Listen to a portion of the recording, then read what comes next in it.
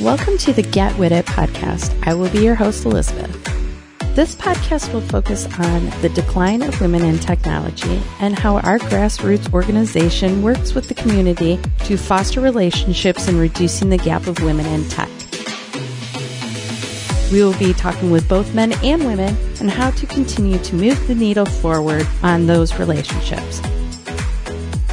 For more information, please check us out at getWITit.org.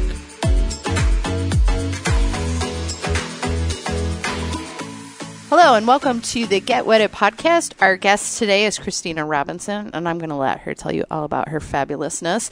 And we have a special guest, Dan Greenleaf. We won't let him talk too much, but Dan's joining us also with his bright pink shirt on. So Dan is on the board of getWITit. He's one of the founding members of Columbus Women in Tech that is now getWITit. He pays the bills. That's all we let him do, is pay the bills. So say hi, Dan. Hi. All right, Kristina, how are you? I'm great. How are you? All right. This woman is fabulous. Oh, thank you. So tell us all about yourself. Thanks for having me. Well, thanks for coming. You're a busy lady.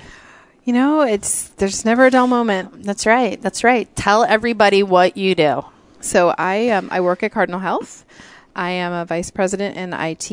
I recently took on a new role. I've been at Cardinal for almost 18 years, and I've been in IT most of that time in various roles. I did move into a business role for about 4 years doing project management, and I had an opportunity to move back into IT about 4.5 years ago, and so I took that opportunity. Was leading a software development team focused in one of our business units that does nuclear manufacturing and drug distribution. And within the past few months, I was asked to move into a different IT team. And so I now lead what's called our Client Services and Engineering Department, which is our service center that serves our internal business clients as well as some customers. Our regional client services team, which serves our entire field across the country of all of our field locations in our business segments. And then also our desktop, Windows environment, anything essentially on your computer, as well as our M&A department within the infrastructure space that supports any acquisitions or divestitures that we're doing. So the scope of my role has changed significantly in the past 3 months. So there's a big learning curve that I am working through right now, and learning as much as I can, learning every day, and seeing where I can add value from kind of taking learnings from my previous role. And that was an application development role, so it's a very different mindset that I'm in now. And so trying to figure out how to pivot, take good learnings and opportunities into the new role and learn, and also still kind of look and see where can we have efficiencies, where can we see process improvements, things of that nature. And just get to know people and let them get to know me and learn my style, and build all those new connections with employees and a much larger team. I have about 300 people now. I had 15 people before. So it's that's quite a dramatic shift for me. I would say so. To get used to, yes. So that's my kind of what I do from my work perspective, and the career that I've had and grown over many years has been very rewarding. I am married. I have a daughter. Annabelle is 7. My husband's name is Ryan, and he and I have just celebrated our 10-year anniversary over the summer. Well, congratulations! Thank you. Feels like a huge achievement and victory. So. Every day is an opportunity to improve. So we definitely have a very busy life, juggling all of that, and trying to raise a child in this day and age is really challenging. Honestly, lots of things coming at us and her, and lots of questions I wasn't necessarily expecting quite so soon. However, we're rolling with it, and she's a great kid. So we couldn't be more blessed. And not only do you have your little 7-year-old, you have fur babies. Yes, we have fur babies. Yes, I am a cat lover. And so we currently have 3 cats, and then we did add a dog to our family. I had one of my beloved cats passed away earlier this year. And so as part of that healing process, my husband, bless his heart, he found 2 kittens that were the spitting images of my other 2 cats. So an all black cat and then a tuxedo cat. And the tuxedo cat was my big boy. He passed. And so our new cat is Fuzzy, named by my daughter, who nicknamed Big Boy Fuzzy. So she is wonderful. There are her furry siblings because she's our only. So I've told her, get used to that being those are your siblings, and I hope you enjoy that. She doesn't like to share anyway, so she's pretty much fine being an only child. So she adores them. And when we adopted Nova, about a month after we got the 2 new kittens, and I've never been a dog person. I love all animals, but dogs kind of at a distance. So my husband really wanted a dog. And again, as part of kind of our healing process with our family, we were open to the idea. And we gotten the kittens from a shelter. And so when Ryan had been looking as well for a dog at a shelter, and it's one of those things where he came up, it was available for adoption. Ryan was like, this is the perfect dog for us. And I said, you know what? Let's go and let's do it. Like this got to be a sign. So oh boy. We we have more animals than people in the house at the moment. Because Pretty Girl was my big boy's sister. They were litter mates, so she's still with us and she's still trucking along. She's 16. So wow. Yeah. So it's definitely lots of mouths to feed every morning and all that good stuff. Well, you have the husband to help. Yes, and the husband is useful most days and helpful most days. That was a very, very nice way of saying that. He takes care of a lot of the homebound stuff. Like he's a stay-at-home dad at the moment, so he does that. Load is largely on him, and he does a really good job of that, and which enables me to focus on getting what I need to get done at work and getting home and being able to spend time with the family. So I couldn't do what I do without him doing what he does. Well, that's great. That's great. So speaking of what you do. Yes. Let's go way back. Okay. To not so distant past. Okay. On when you got involved in IT. Like what was that defining moment? Well, my degree was in computer science. So if you want me to go back that far. Well, that was only like what, maybe a couple years ago? Oh, yeah, a couple years ago. Yeah. That feels like a really distant memory at this point. I went into IT for a very simple reason. I felt very comfortable that I would get a job with with a computer science degree. And nobody was influencing you? The person that influenced me most in that decision was my brother. When I was in high school, he suggested that I consider SUNY Potsdam is where I went to school. It's a state school up in New York. And he said they have a computer science degree. It's a state school. We didn't have a lot of money, so it was an option that was going to be affordable. And I thought, that's probably not a bad idea. It was about a 4-hour drive from Rochester, New York, which is where I'm from. And I was very impacted when my parents got divorced and watching my mother struggle and watching her have to really find herself and reinvent herself and get a job and learn how to drive and essentially basic things to take care of herself. And so that shaped a lot of my decisions from that point because I said, I will always be able to take care of myself. I have to go and get a degree. I have to be able to get a good job where I can comfortably be independent. And so that was kind of my mindset. And then my brother, leaning into that with me saying, hey, this is this is something you should really consider. I said, all right, like, why not? Is this older brother? Yes. Way to go, I'm older the baby. brother. Yeah, I'm the youngest. Yeah, he did really right by me on that one. And he went to University of Dayton, and he has a computer science degree. So, from that perspective, I think it was logical for him to say, hey, why don't you try this? And then, went and visited the campus and fell in love with the campus. I looked at some other schools too. So it just fit. It just fit going up there. So side note, who's more successful? Ooh. Well, that's an interesting question, right? It's how you define success. So he's 13 years older than me. 13? Mm-hmm. Yep. So he's near retirement. He's brilliant. Like he is an SAP security expert. He still works at Eastman Kodak, which is a pretty big feat given, he started in the heyday when he's been there for over 36 years. Holy moly. And so, to survive all of the layoffs and all of the downsizing over the years says a lot about him. He's got 2 great kids who are, in their late 20s, 30s, so kind of independent adults. He's still married to the mother of his kids, like my sister-in-law. They've been married for over 30 years. So that to me is like, when you look at the whole life experience, that's pretty damn successful. Yeah, he's rocked it. He's done an awesome job. And he is an amazing human. Like, he's just a good person.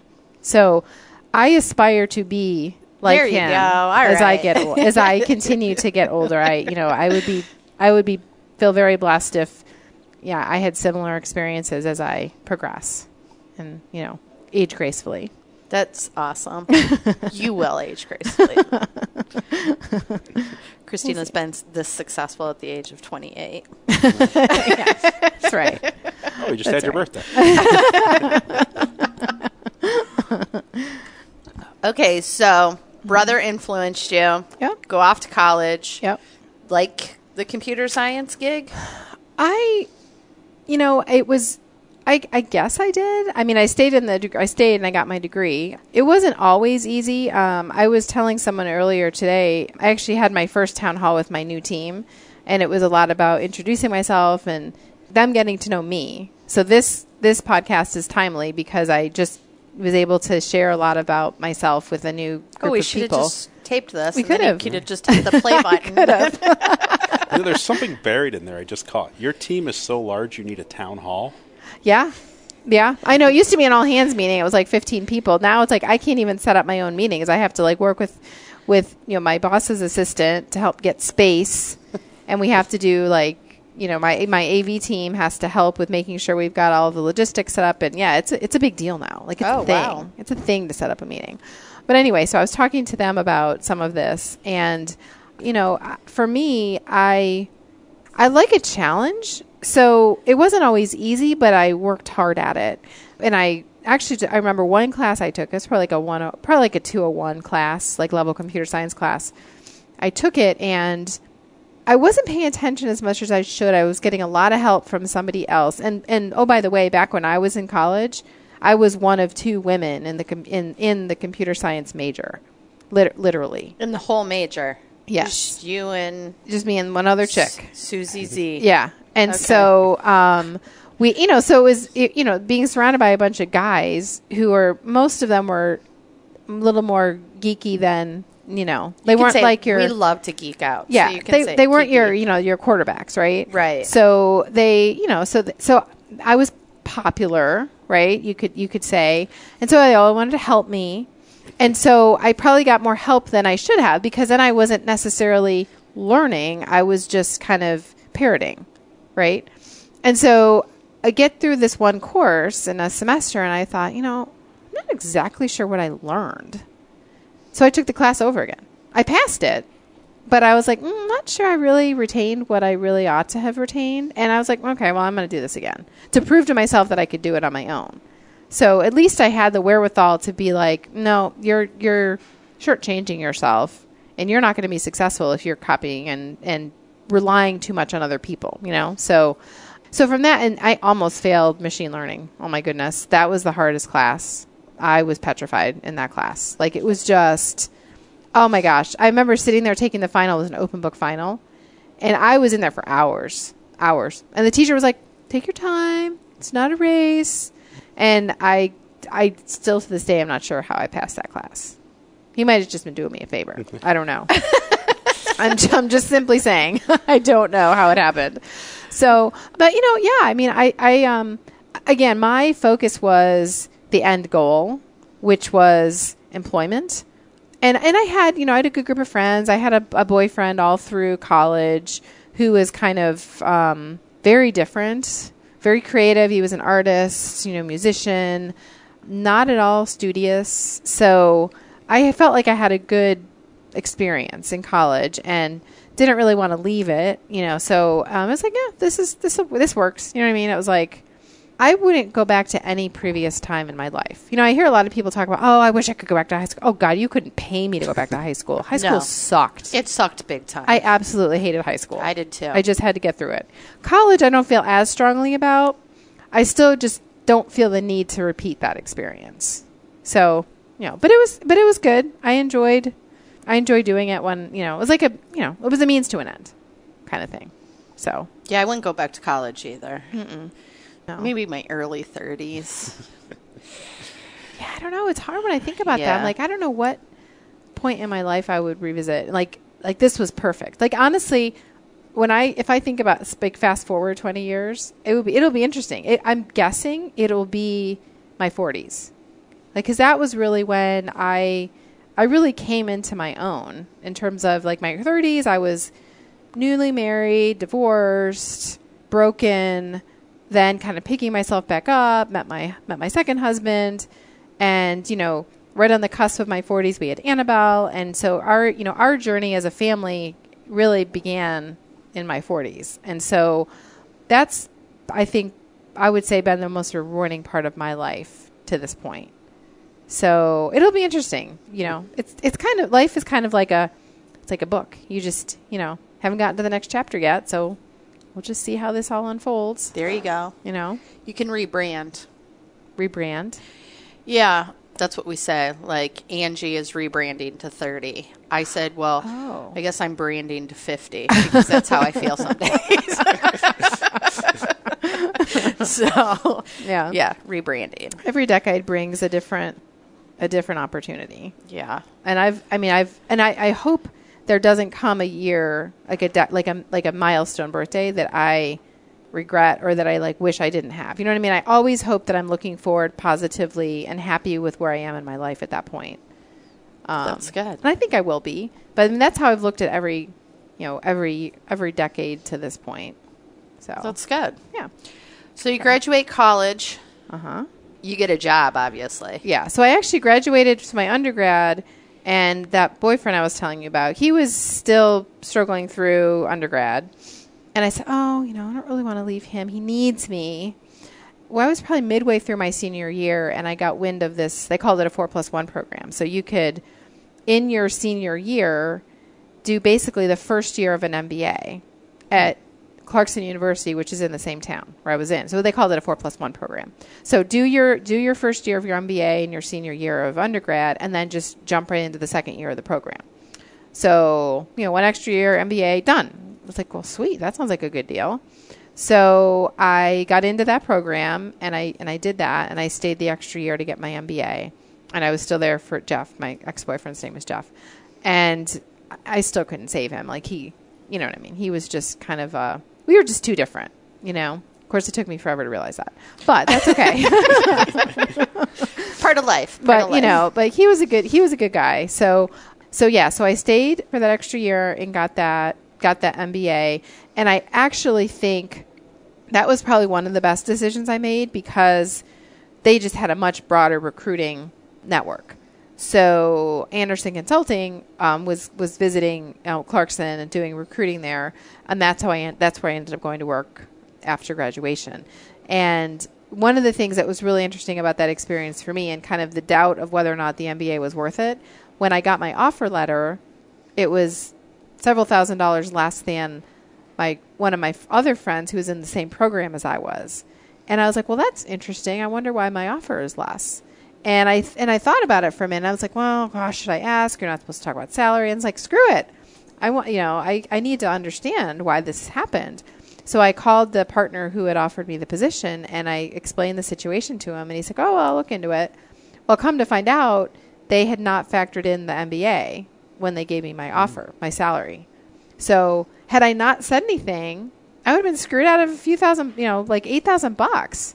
So I was really glad I said something. And that was really early on, right? I mean, when people are just probably grateful they got a job, and then here's me questioning my salary. It. So you told us that story before, and I love that story because I'm like, you go, girl. I know, go right? get it. Go get it. Yeah. Because it's a big topic right now, the equality. There's a ton pay. of, And and in that situation, we were both women. So it wasn't the dynamic, but I think it's just having the kind of the guts to ask the question, right? And like the worst you can hear is no. I guess the worst I could have done was rescind the offer, but that didn't happen either. So, it all worked out. But moving. So going to work for Anderson was great. Moving to New Jersey was great. It was a great experience. I learned a ton.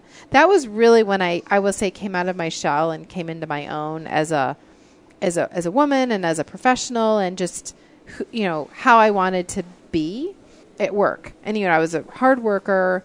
I like work hard, play hard. That kind of typical mantra you hear, especially in a consulting group. And back in the day when I started at Anderson, you had like these start groups. So you were together with the same group of 10 or 15 people, and it was the slog, right? You were going and you went to training together for like 3 or 4 weeks out in Chicago. It was like a mini fraternity sorority kind of deal. So you were really tight with these people, and you worked your butts off. So it was a really great experience coming right out of school. How many women were? That's a good question. I don't think it was quite half and half, but it was close. Oh, well, it wasn't good. as imbalanced as you might think, at least in our start group. That's good. Yeah. It was cool.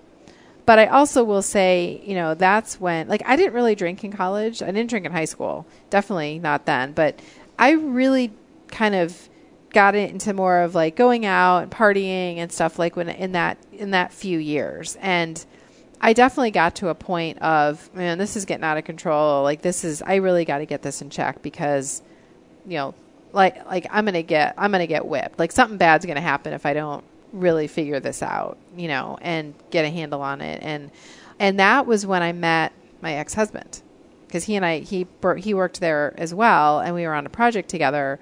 And at that point, he was like the quarterback. Like he was that guy, wicked smart. Everybody was afraid of him, and he could be a real dick. So he could, really just undo people verbally, like if they asked a stupid question kind of thing. So people just lived in fear of him. Dan's the same way. Yeah. Yeah. Don't you see that Yeah, from him? you totally have the vibe in that pink shirt. I just tear people apart every day. That's what I like to do. But I was fascinated by him.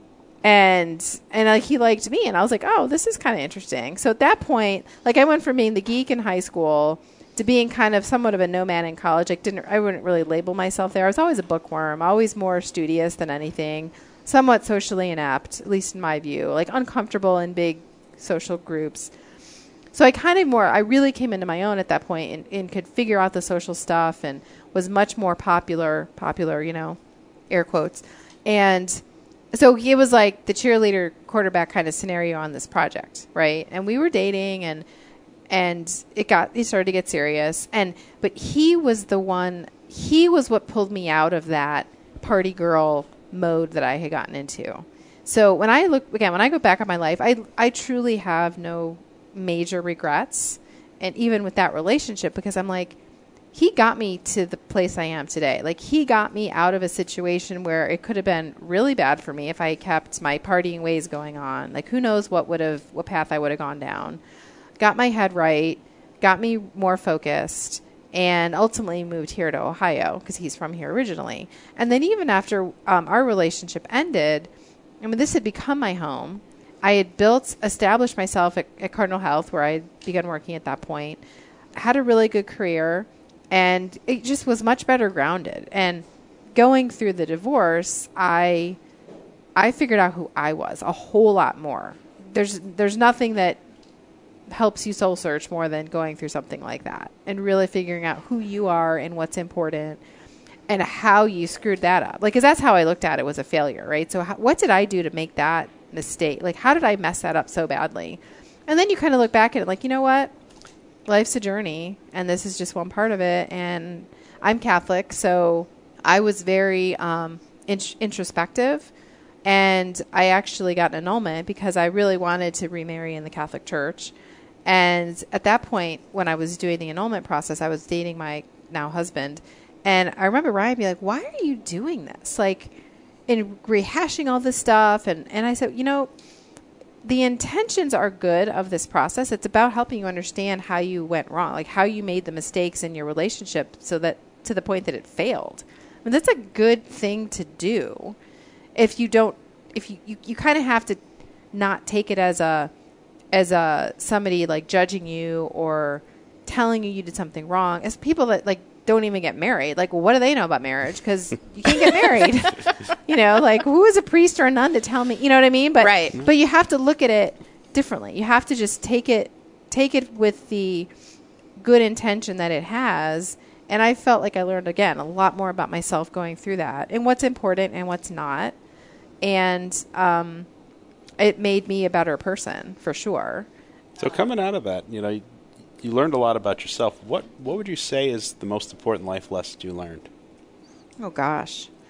What would you say is the most surprising thing you learned that you didn't really know before you went through the divorce and all the introspection? Well, what I was willing to put up with to keep a bad relationship together, right? I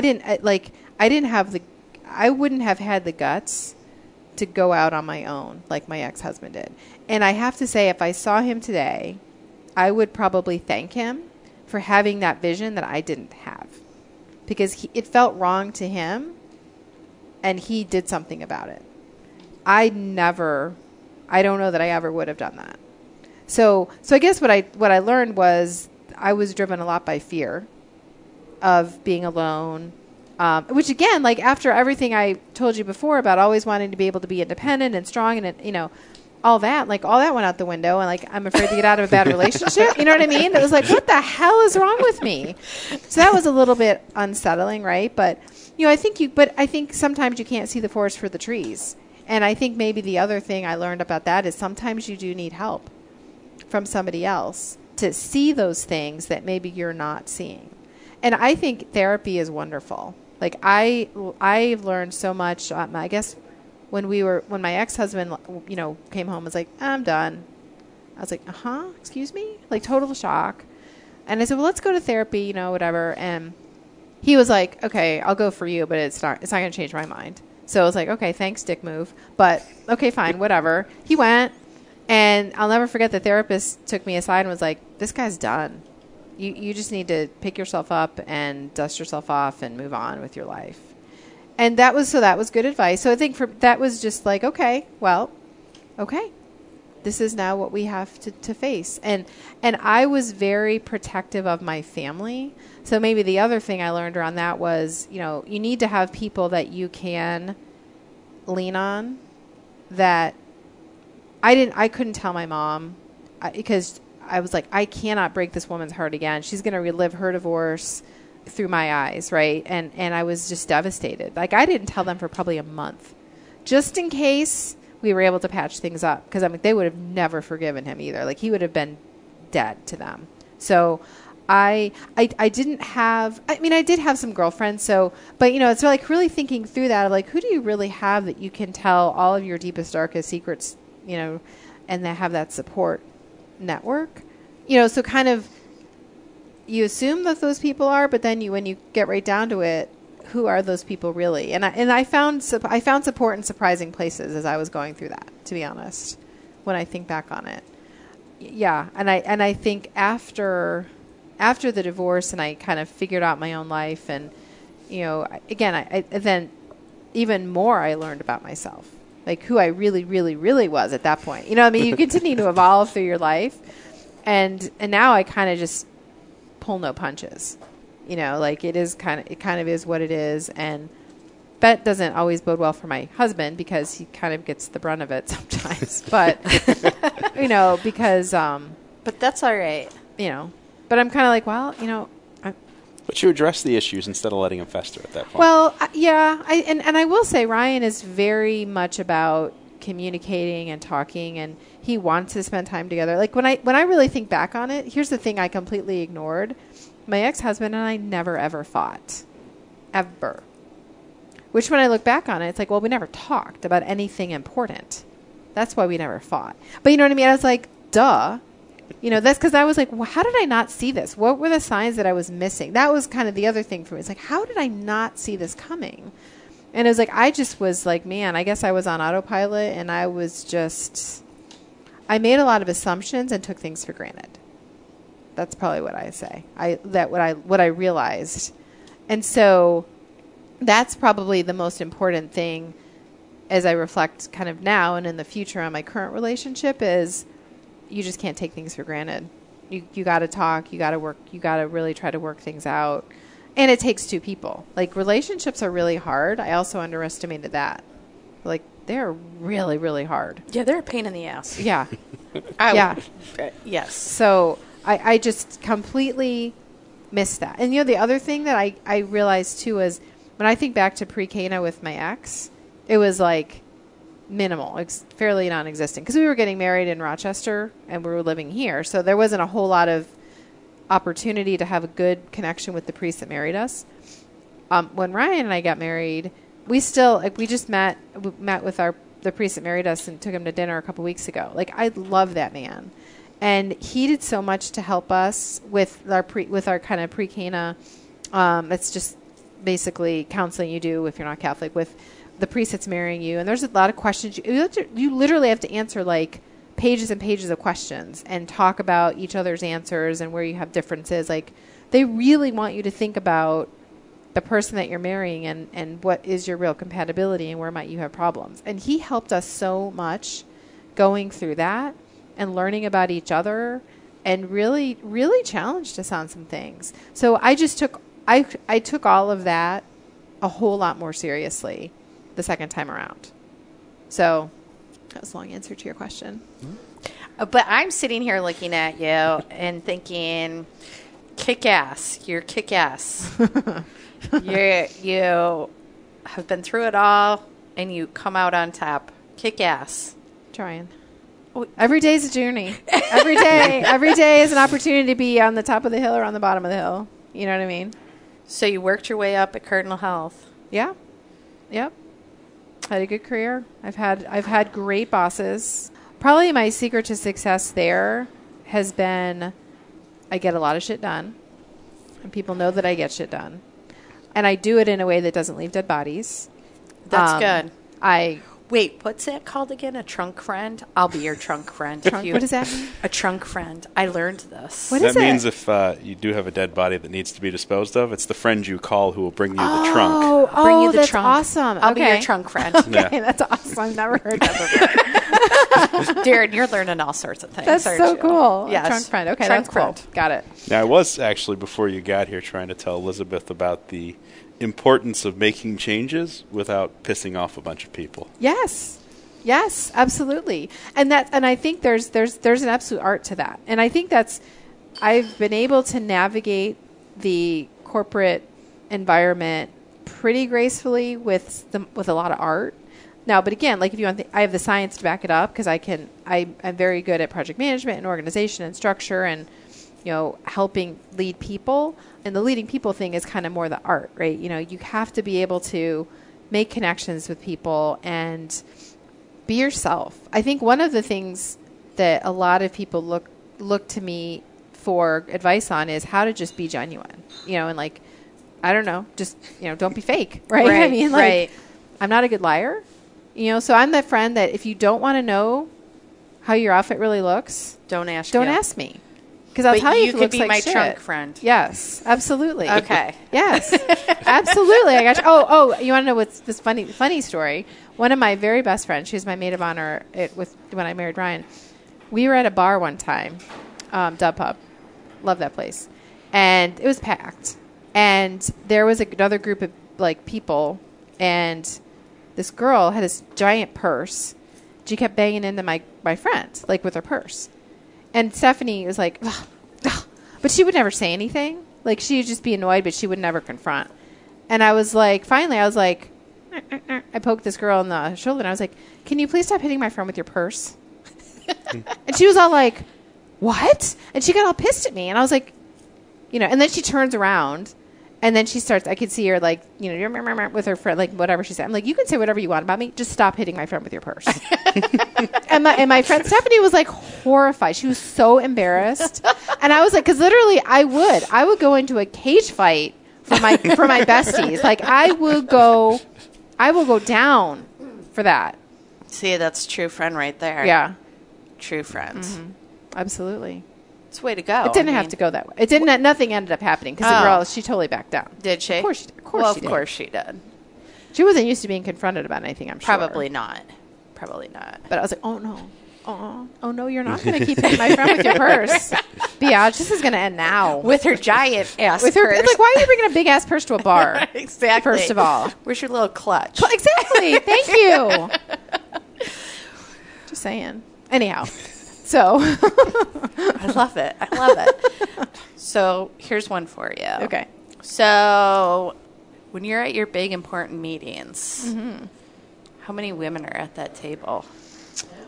So leadership meetings. Yeah, like something that's... So I can tell you, I'll tell you from an IT perspective, because that's my best lens.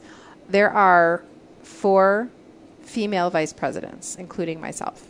Okay. Is that good? It's about maybe 25%. Okay.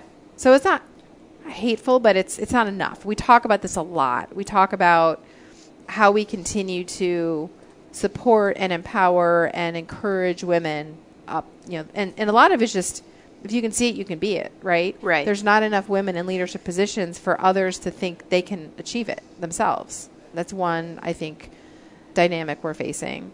I would also say that women, we need to bring up other women ourselves. Like, so when I was in my business role, moving back into IT, I specifically recommended 2 women to backfill my role. And they both went through the process and were interviewed, and one of them was hired. She did an awesome job at it. And the other one got another job in the business, which I also recommended her for. So it was like the perfect roles for each of them. But it was, but at some level, it's like you're sticking your neck out when you do that, right? Because I'm recommending people for these roles, and if they don't do well, that comes back on you. It comes back on me. But it's the right thing to do, right? Because A, I knew they'd be great, and B, that's the only way we're going to really move the needle. So I think that's women need to do that. Men need to do that. The other thing that this is so funny because another thing that happened today is that why you wear a pink shirt? You're helping move the needle forward with your. He's trying. That's exactly why I wore a pink shirt. He's channeling his female. I figured vibes. that wearing the pink shirt alone would help move the needle forward. Helps me out to move right on out of this room. I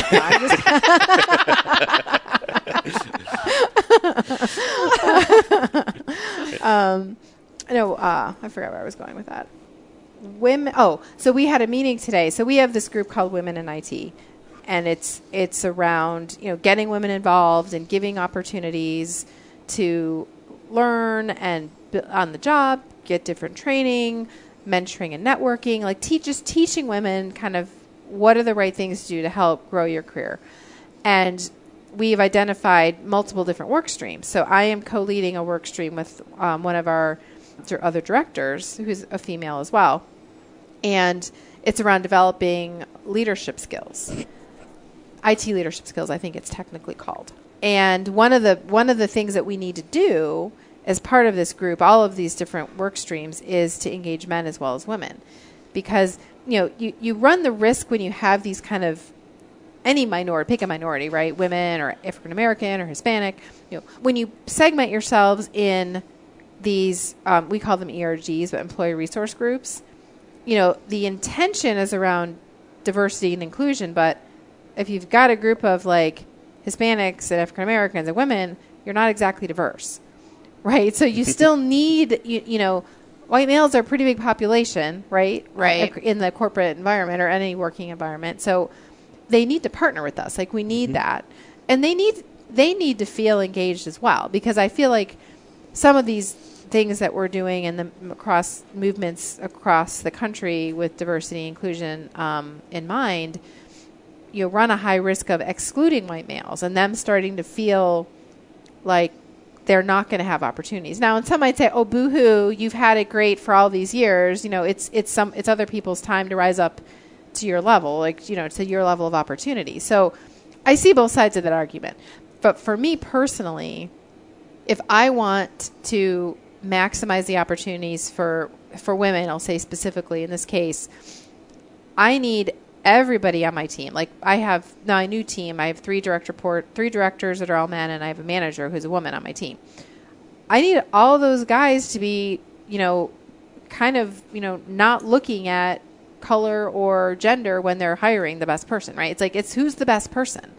And so they need to be part of that conversation around the table. So we are making sure that there is male representation as part of our working teams for this Women in Technology initiative, and bringing them along with us and helping us. And, they have daughters that they want to grow up and have equal opportunity. They have sons that they want to raise to treat women with respect and treat them equally, right? So, I mean, it matters to everybody. It does. That's one thing we promote with getWITit, is that we need we need men at the table to help move the needle forward. Absolutely. And we have a lot of men in the community that support getWITit, and they have daughters, and the point is that they they want a better future for their daughters, right? I mean, that's what we want for our kids. So Correct. it's men are the same. Like, they're not heartless and selfish. They're always, at least. Dan might be. I'm the jackhole, heartless. You got enough kids. Like, didn't you have all those kids so they can support you in old age? That was the plan, right? You better raise them right. Dan has 25 kids. I know, it's crazy. It's nuts. That's why he's here. He doesn't want to go home. He doesn't want to go home. He's like, oh my God, I can't go home. Start a new user group. I won't ever have to go home. Poor Dan. And he's got all girls except one lonely little boy. So sad. He's not lonely? He's lonely. How old is he? 9? He's 9. And he's 9, and he's in a house full of women. Oh, yeah. Woo. And Dan's supporting that pink shirt, so that's not helping him at all. It's all right. He's got cousins. Oh, my God. That's awesome. Yes. So we're on the same page with that. We definitely. Absolutely. Yeah. So you asked me about, how many women, leaders, are there. So NIT, I think, can be a bit more challenging, right? Because, again, it's still a male-dominated field, and it has been, for probably forever. But I do see the effort is there, the intent is there, and we just need to continue, right? We need to continue having the emphasis on looking at all the qualified candidates. People have to be willing to hold open jobs longer to make sure they have the right slate of people and that they pick the absolute perfect person for the role.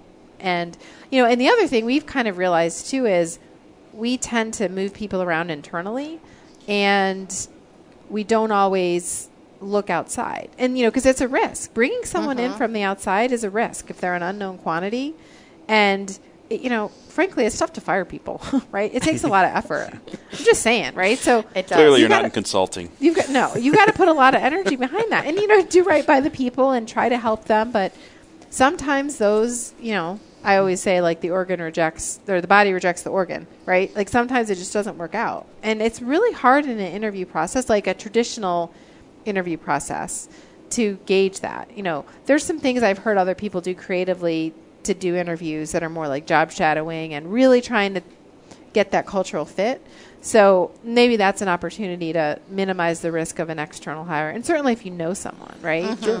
That makes it easier. But we tend to just kind of change people's seats that are already on the bus when we need to add people. We need to bring more people on the bus. So that's another initiative that I think will probably be working to continue to focus on, to get that diverse talent from external. I drive the bus. I'm not even sure what that means. But you do drive the bus. I drive the bus. That's awesome. Yeah.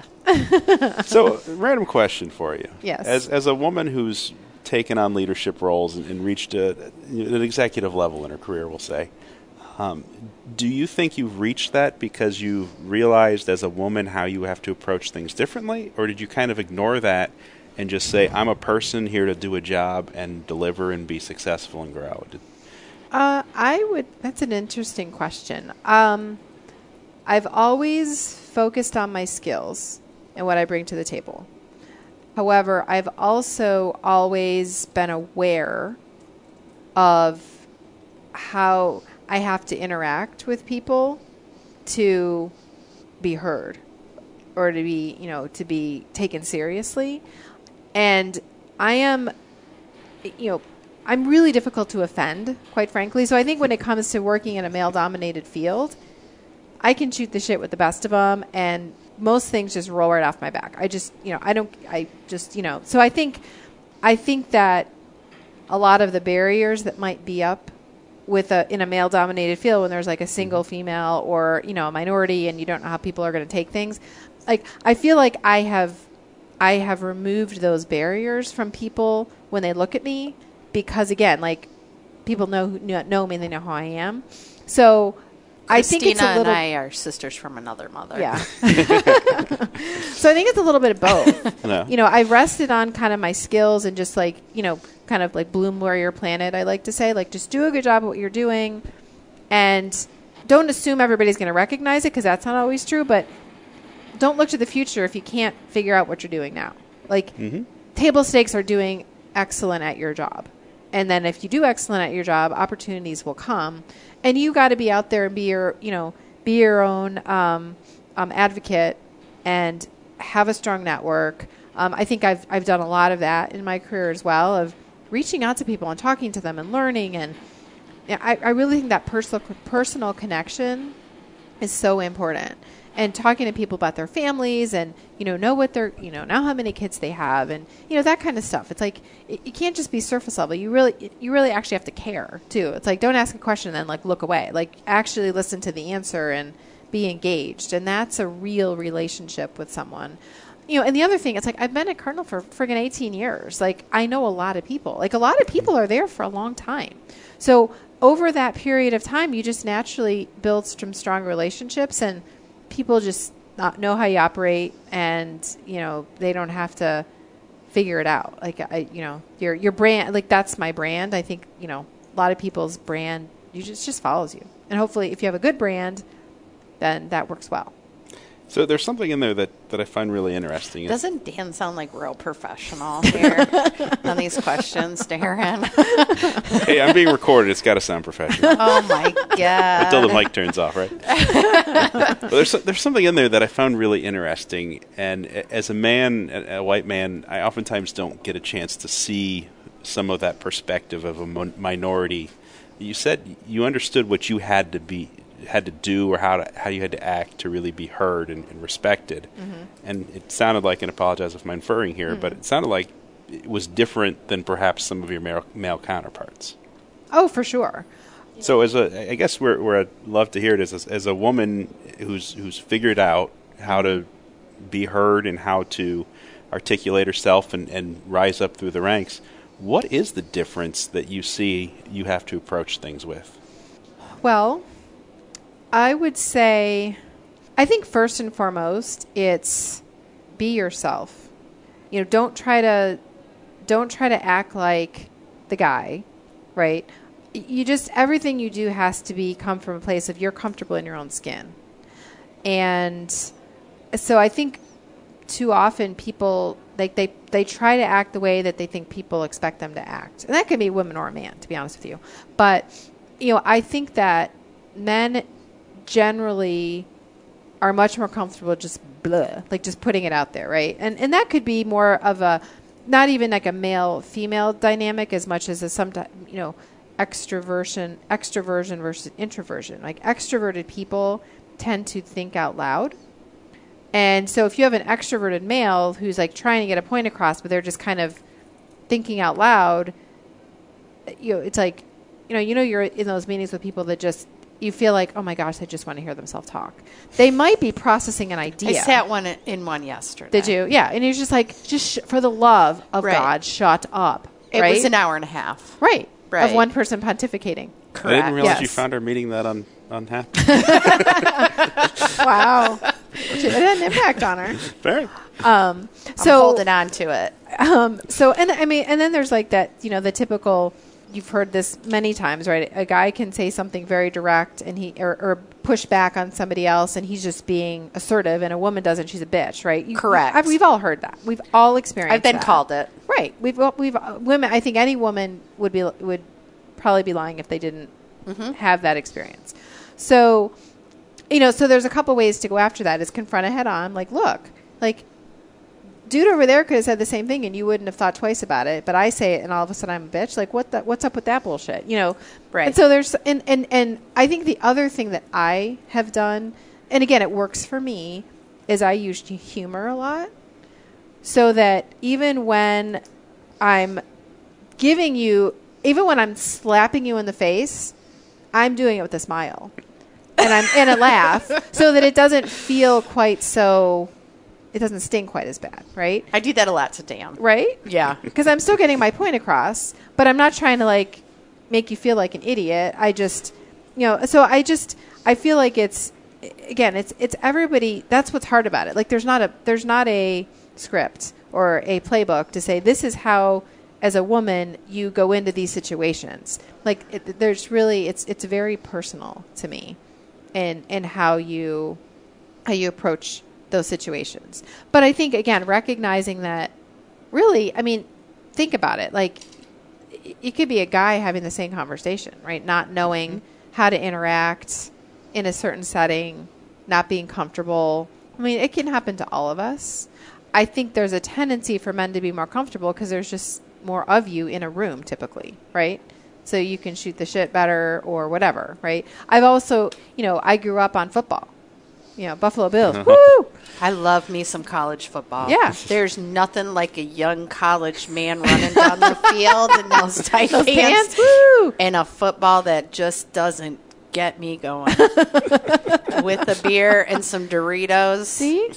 There you go. And I have a tendency to, that's how I break it through with guys at work. Yeah. Because I can sit there and I'll watch every college game on a Saturday. Yeah. And then on Monday I'll be like, so Michigan, what you got to say? Mm-hmm. So exactly. So I'm a Sparty.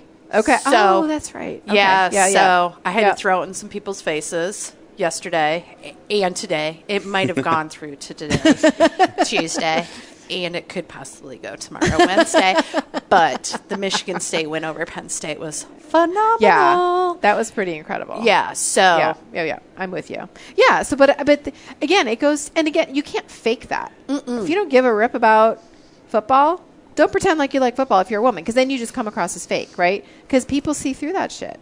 So, again, it just goes to how you connect. Honestly, I think it's really about how does every person connect individually with another, whether it's, me connecting, because women can have tough times with that too, right? Oh, yeah. Because you can have some women haters, like, big time women haters. You know what I'm saying? Like, and that bullshit got to stop, right? Yeah. But that happens all the time. And so, women have to help each other. And then we've got to figure out how to engage with our male counterparts as well. And everybody's should be moving in the same, having the same goal, swimming in the same direction, and just wanting to help each other is really, I know that's kind of, you're like, oh, that's like nirvana, but that's at the end of work is complicated enough without having to figure out all of these dynamics of correct who's trying to backstab who and the drama, hold you back and just not be helpful. Like, I don't have time for not helpful. If you're not going to partner with me, then just get out of my way. Because I don't have time for it. You know what I'm saying? Yeah. We did a fist bump. Yes. Okay, Darren's giving me the signal. The baseball signal. Which means we have to wrap it up. Time. Okay. So, yes, that's the... Woohoo! Yes.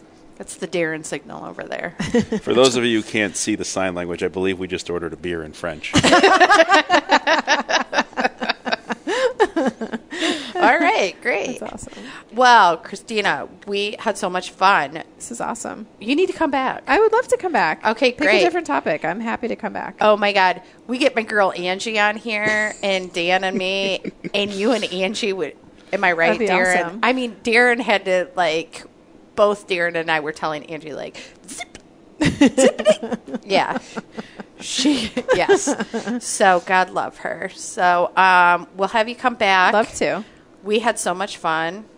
I did as well. So fabulous. Oh, I love you. You're fabulous too. Thanks. It's great. It's great to be able to share and learn from other fabulous people, and just life we're getting through. Just life. We should hook up our 7-year-olds. Oh, yeah, that'd be fun. Yeah, mine's a monster. Oh, stop it. Yeah. I love it. You say that. Good times. So you. Yes. So, well, I thank you so much for coming. Thank you for the invite. And we're going to have you on again and chat it up some more. And Dan, any last words? Just wanted to say thank you to Kristina for speaking at getWITit 2018 here in Columbus. Absolutely. Stepping up to the plate. I know it was a big thing for her. It was a great experience. Yeah. It's my first conference. It was a good time. Speaker. She nailed it. It was cool. Nailed it. Had a lot of fun.